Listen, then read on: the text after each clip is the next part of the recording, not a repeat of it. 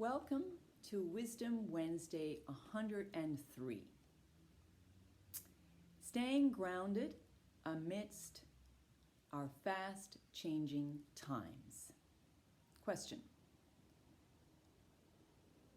I don't know how to respond to what comes at me during the changes of COVID regulations.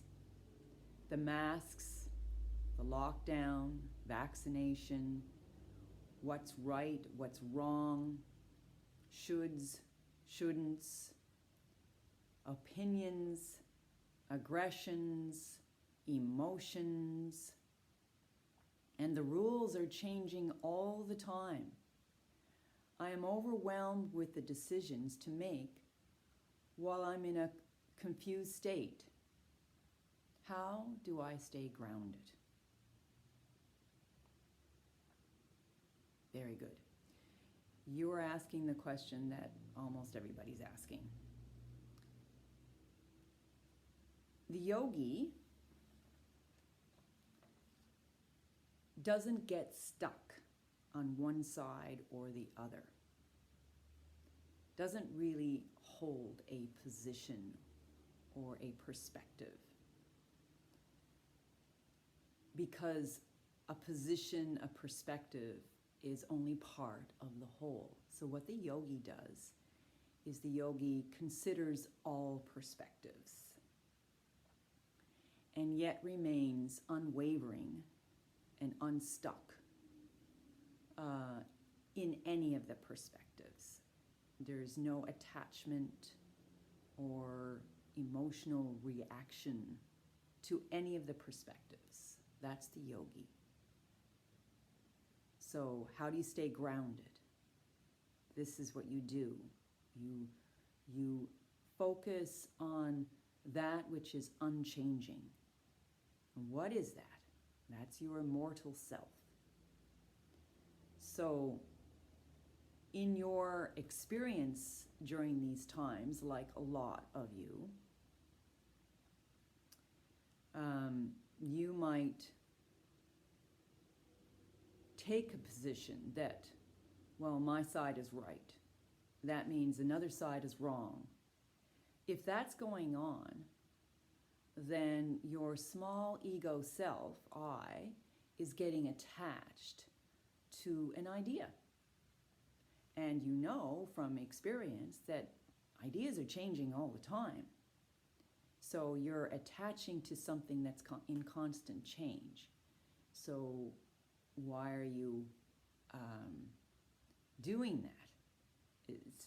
Where is that coming from? So these are good questions to ask. Why are you attaching to an idea? Are you an idea? Are you small like an idea? Another thing that might be happening for you and for others in these times is that you might be emotionally attached or charged by something that's arising. So say something's arising in this moment now, and all of a sudden you've got this big reaction, like you're triggered by something.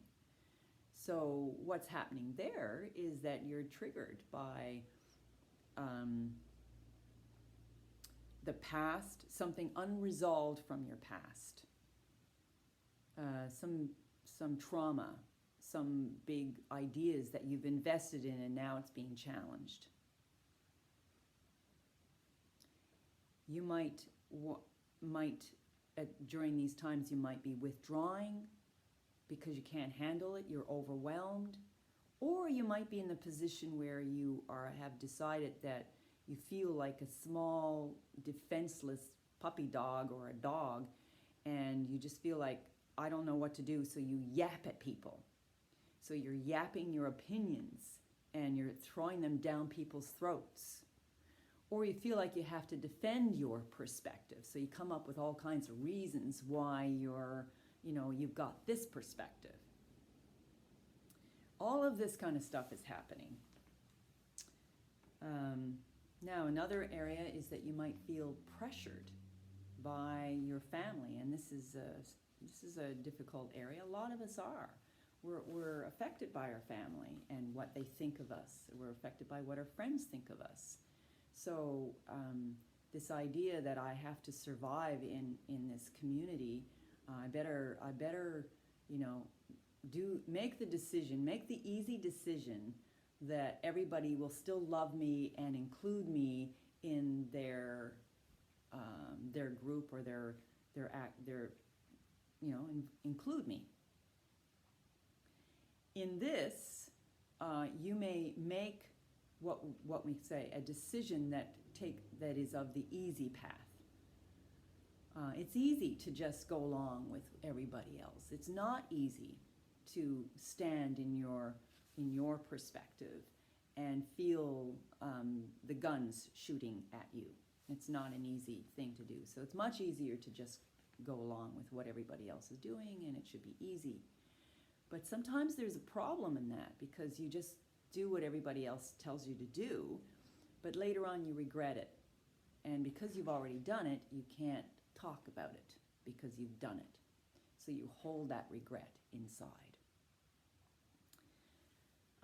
Some of you have already given in, or just say, okay, well, this must be the right thing because that's the right thing, and I agree with all of it. But you might start realizing that once you agree to the first thing, then you have to agree to the second thing, and then you're already, and you thought that if I just go along with it, I'll get my freedom back. This is what's being said out there. Well, if you just, do what everybody else is telling you to do, then you'll get your freedom back. But then you realize that slowly you're giving your freedom away, and then after a while you no longer have choices because you've taken the first step in that direction. So I understand that there is a lot of confusion around all of this, and there's a lot more than even what I'm talking about here. So what to do under those circumstances? The yogi places the attention on that which is in constant stillness, that does not move. What is that? It has to be something extremely subtle. It's a knowledge of your immortality. When you focus on that part which is unchanging, then you don't need to make a decision based upon something that's changing on the outside of you.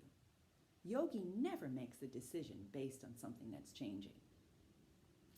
So if you have a broad, wide perspective of watching, the yogi is the watcher, the observer. That's what you do. If there's any decision you have to make, is watch. That's your decision. Decide to watch. Decide to observe. Decide to be free on the inside, and that taking an action or a reaction is not your freedom, especially if it's based on external circumstances which are undergoing change. So stay free. Now, when you are in that state of steadiness and silence, you will make decisions, but it's not going to be from a reactive place. It's going to come from a place of solidarity, a place of calmness, a place of peace, a place of truth. This is how you stay grounded. I hope that helps. See you next Wisdom Wednesday. Bye.